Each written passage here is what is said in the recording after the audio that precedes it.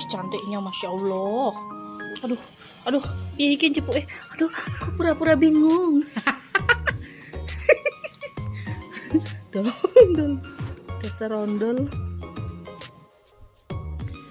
Assalamualaikum, hai teman-teman, kembali lagi bersama Mbok Yem. Nah, bisa dilihat di video awal Mbok Yem lagi bikin apa ya, lagi bikin roti yang berseratnya lembut, fluffy dan moist. Bisa disimak cara mencobanya, gampang, hanya memerlukan waktu yang cukup panjang. Jadi saran Mbok Yem, kalau mau bikin roti ini harus yang banyak sekalian ya, nyesel kalau bikinnya sedikit. Oke, baik, pertama-tama kita masukkan air, lalu masukkan telur dan diaduk rata. Kemudian masukkan gula pasir, lalu masukkan vanilla essence. Nah, di sini Mbok Yem memakai vanilla cair biar aromanya lebih mantap gitu ya. Lalu diaduk dan masukkan tepung protein tinggi.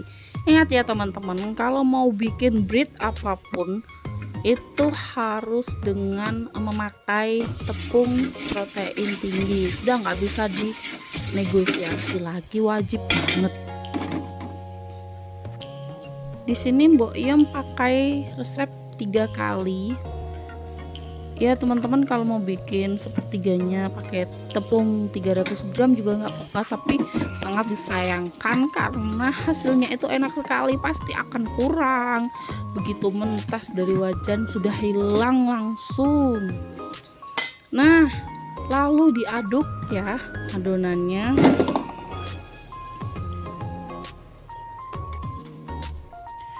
Saat sudah tercampur rata, lalu adonannya ditutup, kita tunggu selama 2 jam.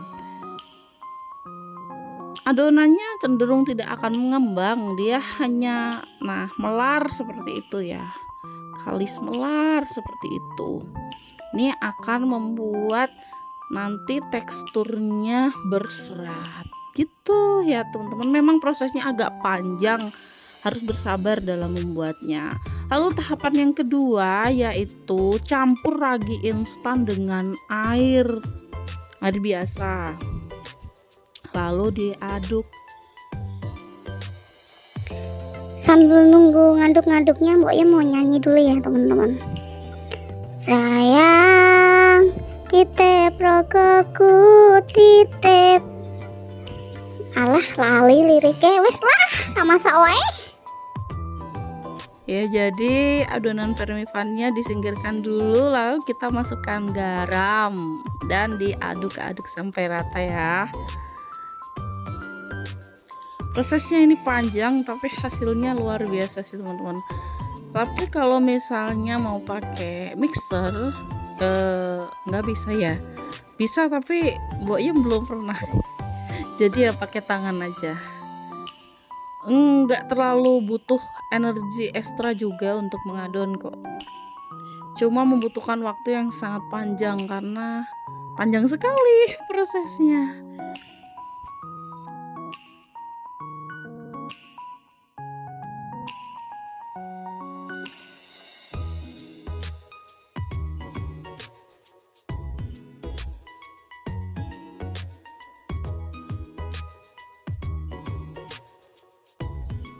Setelah garamnya tercampur dengan rata, lalu kita masukkan adonan ragi yang sudah dicampur dengan air tadi ya. Dimasukkan dan diaduk lagi hingga rata. Memang adonannya seperti ini, agak lengket, melar-melar, tapi nggak masalah. Nanti hasilnya bagus, cantik sekali.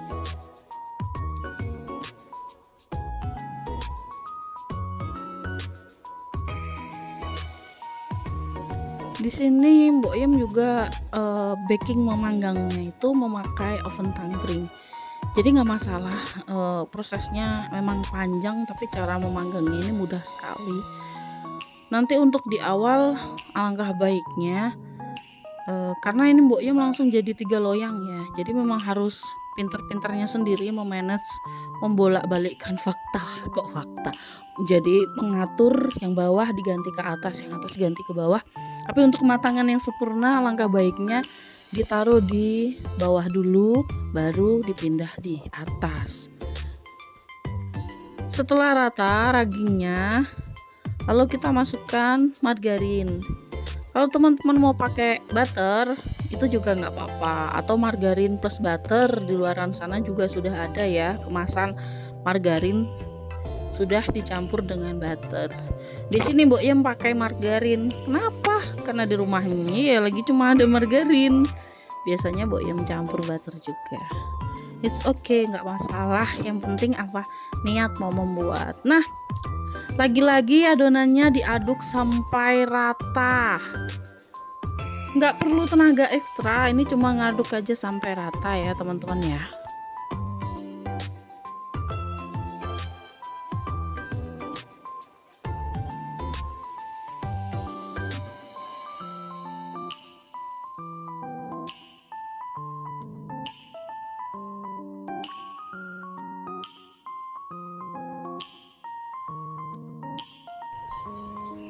Pinjam 100 dulu.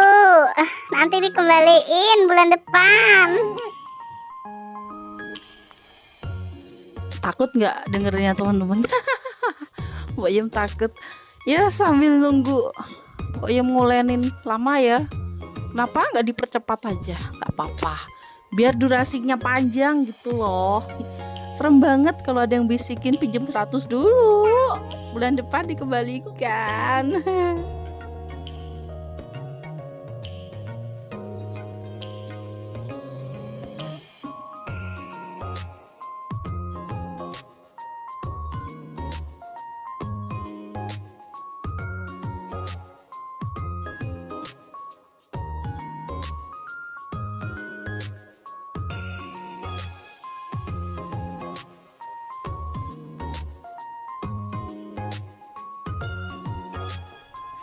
Akhirnya selesai juga ngolennya ya teman-teman. Nah, ini dibiarkan sampai mengembang sesuai dengan suhu udara di tempat kalian masing-masing. Nggak lama kok. Lagi-lagi videonya kepotong ya teman-teman. Nah, setelah mengembang udaranya dibuang, lalu adonannya ditimbang. Per adonan di sini Mbok Yem timbang beratnya 140 gram. Setelah itu dibulat-bulatkan satu persatu. Yang bagian halus taruh di atas, lalu ditutup lagi, dibiarkan selama 15 menit. Nah, setelah itu baru di rolling dengan rolling pin seperti ini. Teman-teman disimak ya caranya ya. Ini kalau mau runtut mengikuti cara dan langkahnya itu sebenarnya mudah. Kembali lagi yang Mbok Yem tekankan adalah waktunya memang sangat panjang. Sebelum merolling atau membulat-bulatkan adonan, kalau lengket tangannya, rollingnya dan papan kerjanya bisa diolesi tipis aja dengan minyak biar tidak lengket ya. Nah, caranya diperhatikan seperti itu, di rolling pin memanjang, lalu dilipat kedua sisi, dilipat ke kanan dan ke kiri, baru di roll, digulung. Setelah itu ditaruh di cetakan loyang yang sudah disediakan.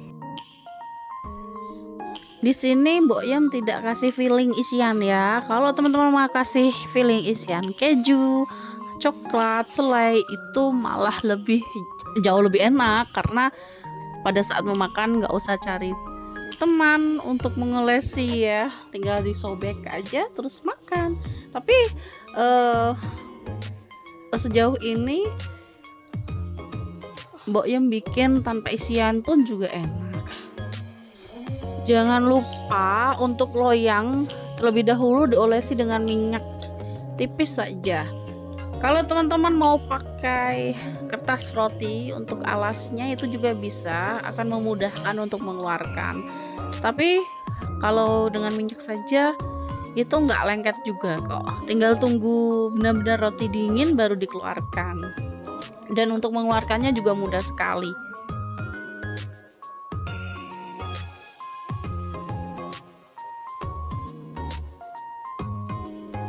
Rolling, lakukan tahap berikut sampai adonan benar-benar habis.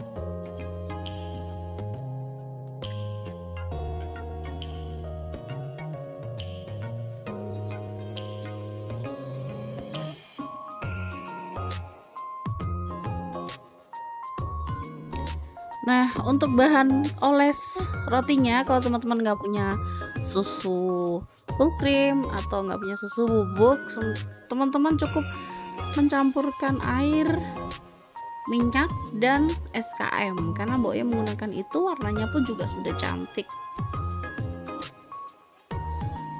Bisa dilihat ya teman-teman, itu karena loyangnya ukurannya terbatas sesuai dengan oven sih ya, mengkondisikan. Jadi yang satu loyang sisa hanya terisi 3 adonan saja, tapi nggak masalah, yang penting apa? Hasilnya. Nah, itu diolesi dengan campuran minyak, SKM, dan air seperti itu. Lalu di atasnya bisa ditabur. Di sini Mbok Yem memberikan taburan parutan keju dan meses.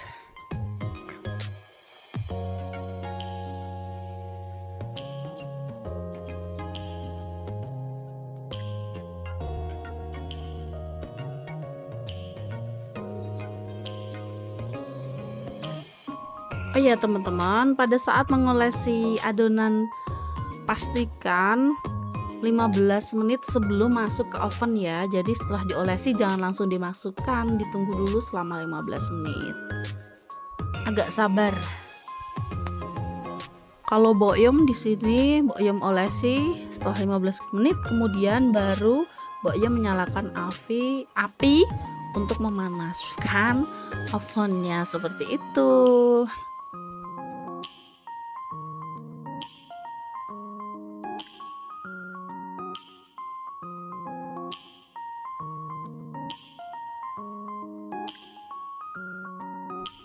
Nah, hasilnya cantik ya teman-teman. Seperti itu. Jadi ditunggu 15 menit kemudian baru nyalakan apinya, baru dimasukkan ke oven. Ini sambil nunggu adonannya itu mengembang lagi ya teman-teman. Jadi nggak masalah, memang agak sabar, harus ekstra sabar.